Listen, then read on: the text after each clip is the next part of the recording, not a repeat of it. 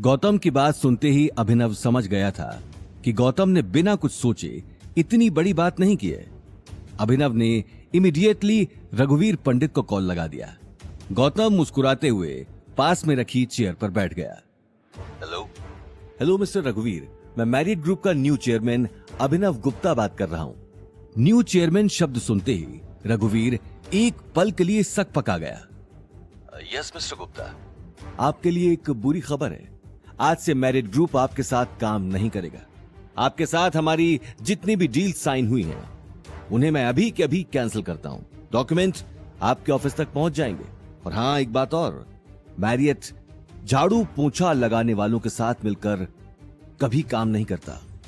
इससे पहले कि रघुवीर ये बात समझ पाता और कुछ जवाब दे पाता, अभिनव ने फोन काट दिया और गौतम को देखने लगा। वहीं दूसरी तरफ सिद्धार्थ और शनाया चेयरमैन से मिलने का वेट कर रहे थे। ऑफिस के अंदर आते ही उसे पता लग गया था कि मैरियट का चेयरमैन अब अभिनव गुप्ता बन गया है। इस बात से सिद्धार्थ को हैरानी तो हुई, लेकिन वो अभिनव से मिलकर जाना चाहता था। बहुत देर वेट करने के बाद भी सेक्रेटरी उसे अंदर जाने नहीं दे रही थी, लेकिन अब सिद्धार्थ के सब्र का बांध टूट चुका था। और कितनी देर वेट करना होगा मुझे? आप एक बार चेयरमैन सर को कॉल कीजिए। मेरा नाम सिद्धार्थ पंडित है, वो शायद मेरे बारे में जानते होंगे। जैसे ही सिद्धार्थ की बात खत्म हुई, सेक्रेटरी के पास अभिनव का कॉल आ गया। अभिनव से बात करने के बाद सेक्रेटरी सिद्धार्थ को देखने लगी। देखते ही देखते उसने सिक्योरिटी को कॉल कर दिया। जल्दी से चेयरमैन सर के केबिन पर कुछ लोग भेजो। चेयरमैन शब्द सुनते ही सिक्योरिटी गार्ड्स भागते हुए बिल्डिंग के अंदर आ गए। सिद्धार्थ और शनाया इससे पहले कि कुछ समझ पाते, उनके सामने गन्स लिए बहुत सारे गार्ड्स खड़े हो गए। ओ हेलो, तुम लोगों का दिमाग खराब हो गया है, इस तरह घेर कर क्यों खड़े हो? I am sorry mister Siddharth Pandit, लेकिन आपकी कंपनी के साथ मैरियट ने सारी डील्स कैंसिल कर दी हैं और चेयरमैन सर ने कहा है कि हम झाड़ू पोंछा लगाने वालों के साथ काम नहीं करते। व्हाट? ये क्या बकवास है? सिद्धार्थ ये कहते हुए सोच में पड़ गया, क्योंकि अभी अभी उसने यही बात गौतम से कही थी। लेकिन इससे पहले कि वो इस बात के बारे में सोचता, उसे अचानक याद आया कि उनका आधा काम मैरियट ग्रुप की वजह से चल रहा था। अगर आज मैरियट ग्रुप उनके साथ सारी डील्स कैंसिल कर देता है, तो वो रातों रात सड़क पर आ जाएंगे। ये बात सोचते हुए उसका माथा पसीने से तरबतर हो गया। मुझे चेयरमैन सर से बात करनी है। वो अचानक इतना बड़ा फैसला कैसे ले सकते हैं? कहां है सर? मैं उनसे सिक्योरिटी बाहर निकालूं इन दोनों को। सेक्रेटरी की बात सुनते ही पास में खड़े लंबे तगड़े गार्ड ने सिद्धार्थ का हाथ मरोड़कर उसे नीचे बिठा दिया। सिद्धार्थ दर्द से कराहने लगा। दर्द के मारे उसकी आंखों में आंसू आने लगे। ये सब देखकर शनाया उसे बचाने के लिए आगे आ गई। प्लीज प्लीज ऐसा मत करो, हम जा रहे हैं। शनाया का रोता हुआ चेहरा देखकर गार्ड ने तुरंत सिद्धार्थ का हाथ छोड़ दिया, लेकिन सिद्धार्थ अभी तक दर्द के मारे चीख रहा था।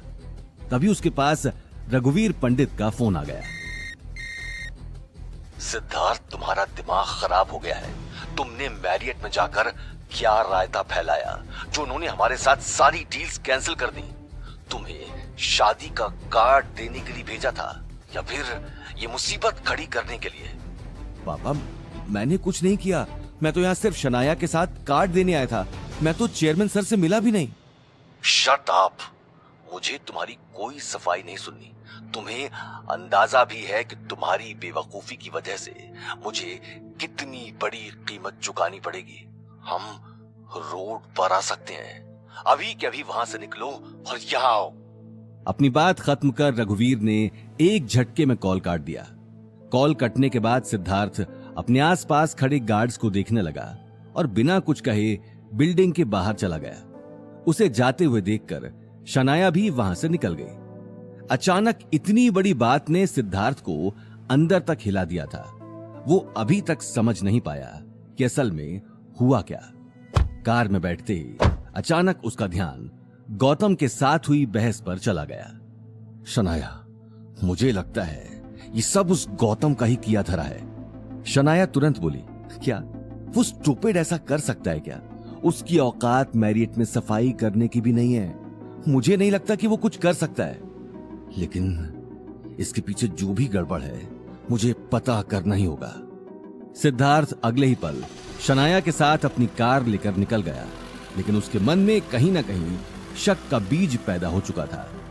वहीं दूसरी तरफ सिद्धार्थ को सबक सिखाकर गौतम मन ही मन बहुत अच्छा फील कर रहा था। वो अगले ही पल सारे डॉक्यूमेंट साइन कर अपने घर की तरफ निकल गया, लेकिन घर पहुंचते ही उसका खिलखिलाता हुआ चेहरा एक ही पल में मुरझा गया। हॉल के सोफे पर अवनी की दादी गायत्री देवी बैठी थी। गायत्री देवी ने अपने गले में सोने की एक बड़ी माला पहनी हुई थी और हाथों में कई सारी अलग अलग तरह की अंगूठियां, लेकिन उनकी चढ़ी हुई नाक को देखकर यह साफ मालूम चल रहा था कि अनिल के छोटे से घर में आकर उन्हें अच्छा नहीं लग रहा था। अनिल जब से अग्रवाल मेंशन से अलग हुआ था, तब से गायत्री देवी ने अनिल के घर पर कदम नहीं रखा था। आज अचानक उन्हें सोफे पर बैठा देख गौतम के मन में ढेर सारे सवाल चलने लगे। वो अगले ही पल गायत्री देवी के पैर छूने के लिए आगे आ गया। गौतम को देखते ही गायत्री देवी ने अपना मुंह घुमा लिया, क्योंकि गौतम उन्हें फूटी आंख भी पसंद नहीं था। एक अजीब सी खामोशी हॉल में छाई हुई थी। अनिल और अवनी एक दूसरे को देख रहे थे। उसी वक्त गीता ने चाय का कप गायत्री देवी के सामने रख दिया। ये लीजिए मासा चाय। गायत्री देवी बिना कप को हाथ में लिए उसे सूंघने लगी। कप को सूंघते ही उसने अपनी नाक चढ़ा ली और गुस्से में गीता को देखने लगी। इतनी पतली चाय, लगता है सारी मलाई खुद ही चट कर जाती हो। चाय पतली और तुम मोटी होती जा रही हो। डस्टबिन में फेंक दो इसे। ये बात सुनते ही गीता ने अपना सर नीचे कर लिया। जैसे गीता गौतम को ताने कसने का एक भी मौका नहीं छोड़ती, वैसे ही गायत्री देवी गीता को जलील करती है। सुनो तुम सब, मैं यहाँ बस शनाया की शादी का कार्ड देने आई हूँ। शनाया का होने वाला ससुराल हैसियत में हमसे बहुत बड़ा है और बहुत पैसे वाला है। वैसे तो मैं चाहती नहीं थी कि तुम लोग शादी में आओ, लेकिन पार्टी में आने वाले लोग इस बात को लेकर तमाशा खड़ा कर देंगे, क्योंकि तुम लोगों ने समाज में हमारा नाम जो बहुत रोशन कर रखा है। ये बात कहते हुए गायत्री देवी घूरकर अवनी और गौतम को देखने लगी। उसकी आंखों में गुस्सा भरा हुआ था।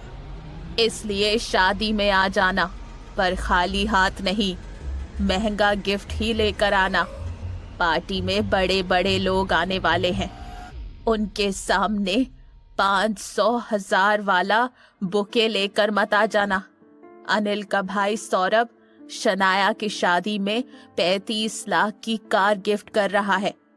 अब इतनी महंगी कार देने की तो तुम्हारी औकात है नहीं, तो कम से कम 5 लाख का नेकलेस ही ले आना। ये बात सुनते ही अवनी के पैरों तले जमीन खिसक गई, क्योंकि परिवार की सेविंग्स का सारा पैसा उसने गौतम के दोस्त को दे दिया था। लेकिन दादी साहब, 5 लाख तो बहुत ज्यादा है। हम लोग इतना महंगा गिफ्ट नहीं दे पाएंगे।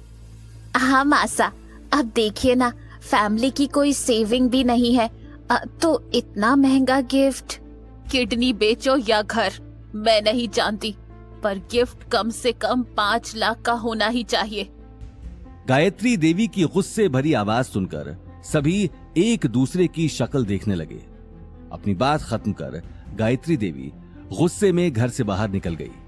हॉल में एक अजीब सी टेंशन का माहौल छा चुका था।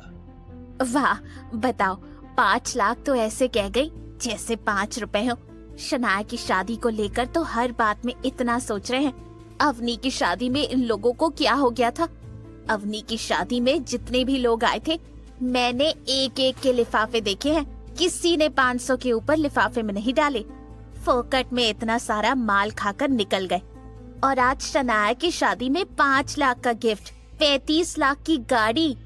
भगवान ही जाने ये कैसी लीला चल रही है। हाँ, लेकिन गीता, अब माँ ने कहा है तो देना पड़ेगा ना। क्या देना पड़ेगा?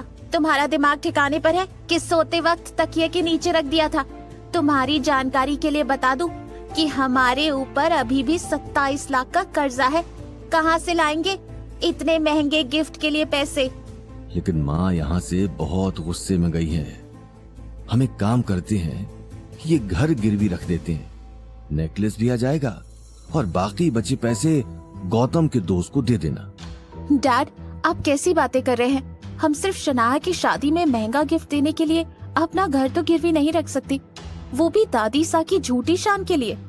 हाँ, और घर गिरवी रख देंगे तो रहेंगे कहाँ? सड़क पर। ये बात कहते हुए गीता गुस्से में अनिल और गौतम को देखने लगी। गौतम अगले ही पल अपनी नजर घुमाकर अवनी को देखने लगा। इस वक्त उसकी कुछ बोलने की हिम्मत नहीं हुई। अवनी बेटा, मेरे पास कुछ पैसे हैं, हम लोग सस्ता सा नेकलेस ले लेते हैं।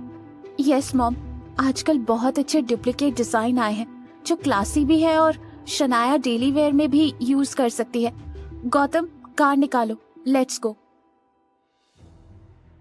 कुछ ही देर में सब जोधपुर के ओल्ड मार्केट की तरफ निकल गए। ओल्ड मार्केट की एक बड़ी सी ज्वेलरी शॉप के बाहर आकर गौतम ने कार रोक दी। ये जोधपुर की एक बहुत फेमस ज्वेलरी शॉप थी, जहां कई शादी करने वाले लोग अपनी शादी की शॉपिंग करने आते थे। शॉप की चकाचौंध को देखकर अवनी को अपने बजट का ध्यान आ गया, जो शायद ना के बराबर ही था। लेकिन कुछ देर सोचने के बाद सभी लोग एक शॉप के अंदर चले गए। शॉप के अंदर घुसते ही एक मोटा आदमी उन सभी को देखकर मुस्कुराने लगा। उस आदमी ने अपने हाथ और अपने गले में बहुत सारा गोल्ड पहन रखा था, जिसे देखकर यह साफ मालूम चल रहा था कि वो ही दुकान का मालिक है। खम्मा घड़ी सा खम्मा घड़ी, आओ आओ, कहीं क्या दिखाऊं?